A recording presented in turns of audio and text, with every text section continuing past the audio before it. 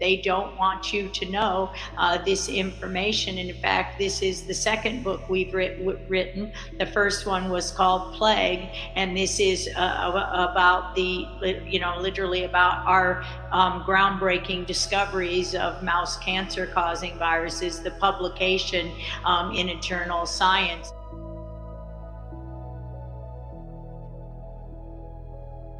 And when it became clear that of the number of strains of these mouse cancer causing and neuroimmune disease causing viruses that had entered the human virome by way of a contaminated blood supply and contaminated vaccines with lots of animal tissues and lots of different viruses, they needed to shut this down, because of course this is exactly what happened.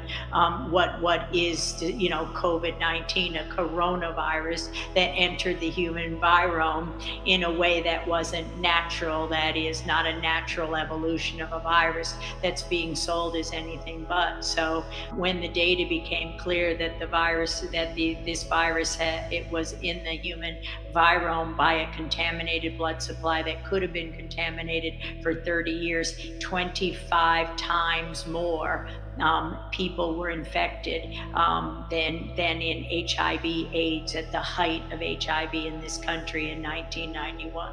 So as the data emerged that likely these mouse viruses got into humans by way of contaminated vaccines, then of course the hammer began to fall where publications were published, and I was told to deny the data, to misrepresent the data, to throw the data away. And when I refused to do so, I was fired. My lab was locked down on September 29th, and 2 offices and my entire 30-year career and everything, my notebooks, everything was confiscated. Then I'm arrested at the door with no warrant, as I'm surrounded by police cars. My house is, the water has the Harbor Patrol in it.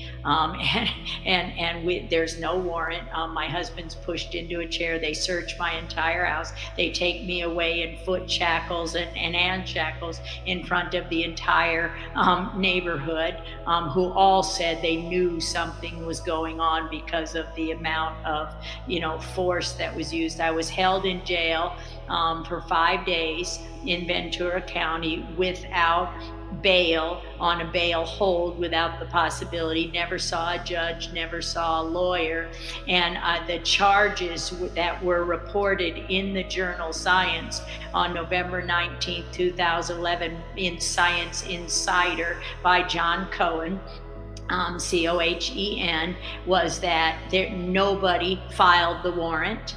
Meaning not Ventura County, not Sparks, not Reno, where the institute, my employers were, not Washoe County. And the only thing they could conclude was that these felony charges for fugitive from justice had to come from one of several federal agencies. So I'm held on felony charges of a fugitive from justice, and I don't so much as have a parking ticket. You have to base a charge like that on something. It was based on nothing. NIH, the NIH and the National Cancer Institute in Frederick, Maryland, when I went, that they still say I'm a fugitive from justice, or did the last time I was there, which was November 15, 2016, when I went to go to Fort Detrick, to the laboratories where I worked for 22 years. Literally my last job was as the director of the internationally acclaimed lab of antiviral drug mechanisms, where we made drugs for AIDS-associated cancers and did much pioneering research in the 2 years there when I developed that lab. When the study was unblinded, there was a very super secret phone call, a conference call with Tony Fauci, Francis Collins, and Harold Varmus. And during this super secret conference call, we were all told there was no association. And this was after we were told every study center was equally represented. We know that he stopped the study and we would have found more than 80% positive.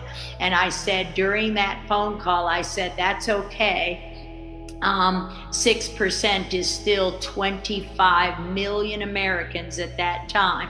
Our table 3 of the study that was published in September and October in MBio is the journal. It's called MBio by Ian Lipkin. The abstract of the paper said there was no evidence of XMRVs found by any group. Clearly, on table 3 of that paper, there was 6.1% in the patients and 6.1% in the controls. So yes, there was no association, but we still, every single study that was ever done showed between 4 and 7.8% of the US population was infected, were asymptomatic carriers, if you were, and some very, very ill with many, many cancers. The crisis is in your head. Now that's the bad news. The good news, you can change the crisis by changing what's inside your head. If you think this is a bad time, guess what? You're right, it's bad. But if you think this is possibly the best time for you, you can move forward. The choice is between your head, your heart, your body, your mind, your spirit. That's where the choice, the metamorphosis, the evolution or the transformation from an immature form, mommy, daddy going to take care of me, mommy and daddy going to pay for my education, the government's going to give me Social Security, I have a 401k, my employer's an asshole, You're going to evolve from that into an adult.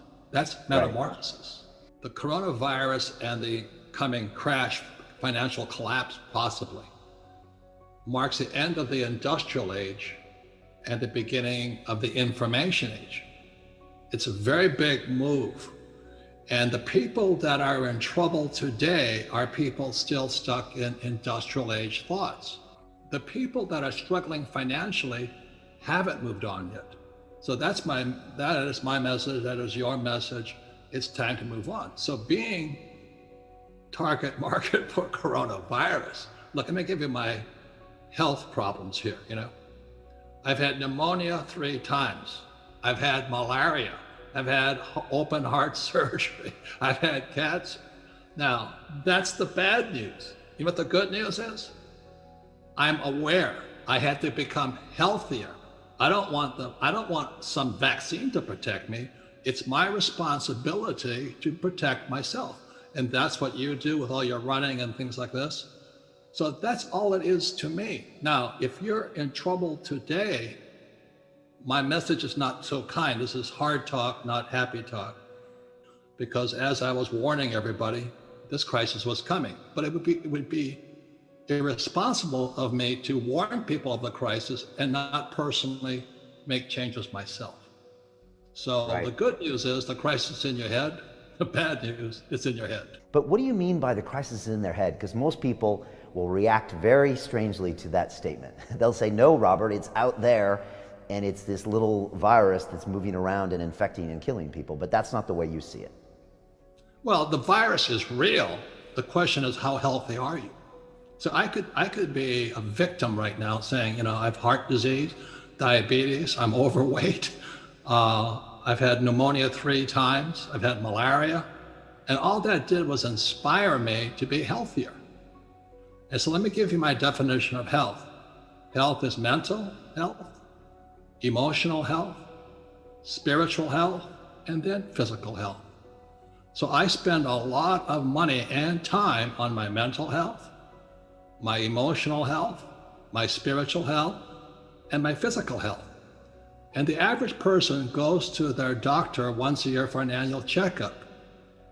That's not health, that's called medicine. So this is my biggest complaint, is that who determines our medicine is the insurance companies, some of the biggest financial institutions in the world. So the average person, because they have no wealth, can't afford my health care. They can't afford my, the physician I see is $5,000 a visit. And if you have health insurance, they won't see you. So that's healthcare and wealth care. So if you're still thinking your physician is going to save you, that's old thinking. If you think that you spiritually can do what you don't like, that's old thinking. You know, job security and all that's old thinking. If you think you can just, if physical exercise for you is shopping, you're out of luck. And mental health is crucial. I mean, what thoughts do you have in your head? If you grow up mentally, emotionally, spiritually, physically, financially, and health-wise, voila, this is the best thing that happened to me. But if you're still a victim, you're not going to make it. So for many people, this corona crisis and the ensuing depression that we're going into is your wake-up call, where you're going to be a victim, and somebody's going to step on you like the little worm you are because you didn't metamorphosize. You didn't transition from an immature form to a mature form. So I'm okay today is I can prove I know what I'm talking about. Doesn't mean I don't have problems, because every problem makes me stronger. But if you can have that attitude, improve your financial education, you'll do fine. This will be the best thing that ever happened to you. If not, this is the worst thing that happened to you. The metamorphosis begins when you look in the mirror. And it's just like when I was going to blow this little boy's head off in Vietnam. I said, why am I doing this? Why am I going to kill this little 10-year-old boy? And he was a Viet Cong. I mean, I was justified by the rules of engagement to shoot him. But one day I wondered, why am I doing this? And if you're standing in front of the mirror today, with this coronavirus and looming depression, how did I get here is the question. What don't I know? What did my information, education, cultural background, what did not prepare me for today? That's where the transformation of the metamorphosis begins. I mean, you take responsibility. Everybody talks about rights, but we have personal responsibilities too. And unfortunately, our university systems have failed us miserably. And the reason for that is every professor wants tenure.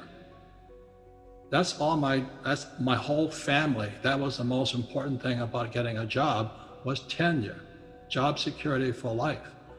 And that's what they teach kids without knowing it. They teach kids that life is dangerous and you need to be protected. So those of you at home right now who are sitting going, but I'm going to lose my job, my house, my pension, and all this, it's because you're trapped with old thoughts. And as most people know, is that, when I came up with Rich Dad, Poor Dad, 20-something years ago, mainstream media crucified me. They said, Rich Dad, Poor Dad, you don't know what you're talking about. I said, the rich don't work for money. Savers are losers. Your house is not an asset. And I was crucified, just crucified. And the good news is, as several of your guests have said, the most important thing you can have now is not job security, but meaningful work. So you and I don't need the money, but our work is meaningful. And it's our meaningful work that gets us through the hard times. If you're losing money right now, the problem starts in what you were taught in school. Because they never taught you anything about money. They never taught you about a financial statement, like my rich dad did. They teach you that diploma is everything. It's a piece of toilet paper. So this is how what Fuller talked about, the prison is inside our head, Buckminster Fuller. It starts with misinformation and misorientation. Misinformation, misorientation. And he says, how dare our schools punish kids for making mistakes? How else do you learn if you don't make a mistake and learn from your mistake? He says, God designed us. I'm not really religious, I'm not preaching, okay? God designed us to learn by making mistakes. For instance, a baby learns to walk by falling down. Baby learns, to ride a bicycle by falling off the bicycle. Tiger Woods, the greatest golfer ever in history of the world, because he made more mistakes than you and I did. But our schools punish you for making mistakes. That's misorientation, misinformation. My message is the same as some of your other guests. This is metamorphosis time. Financial education, in Rich Dad's terms, is really financial transformation. And definition of metamorphosis is very important. Metamorphosis, the definition is the evolution or the transformation from an immature form to an adult form. An immature form to an adult form. Metamorphosis is the same as a caterpillar turning into a butterfly. And Fuller always said there's nothing to predict a butterfly inside a caterpillar. So everybody listening right now, if you're struggling financially, just think of yourself as a little caterpillar. And this crisis is your cocoon. The question is, what do you emerge as? Do you emerge as a victim? You know, the world did it to me, and the capitalists are crook, and the rich are bastards, and all this stuff? Or do you say, oh, this is the best thing that ever happened to me? The same as my health. I am ground zero for the coronavirus. All that does is inspire me to get healthier. So the overall theme of Brian Rose and London Real and Robert Kiyosaki and Rich Dad Poor Dad is, you're either going to get healthier and wealthier, or you're going to go bust. Your choice. It sits between your ears, your heart, your body, your mind, your spirit, your attitude. This could be the best thing that ever happened to you, physically, mentally, emotionally, spiritually, if you turn on to a butterfly, or somebody will step on you like a little worm. It's your choice.